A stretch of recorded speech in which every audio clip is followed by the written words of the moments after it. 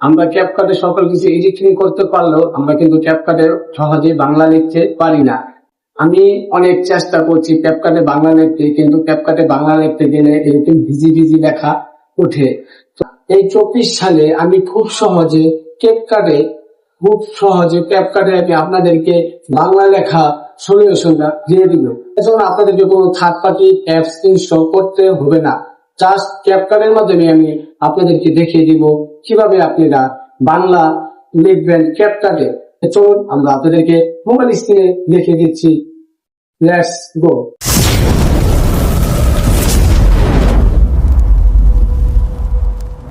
আপনারা দেখতে পাচ্ছেন আমরা মোবাইল স্ক্রিনে চলে আসছি। তো আমাদের এখন প্রথমে কাজ হবে, আমরা ক্যাপকাট অ্যাপসে প্রবেশ করবো। সেই জন্য আমরা ক্যাপকাটে একটা ক্লিক করে দেবো। ক্যাপকাটে ক্লিক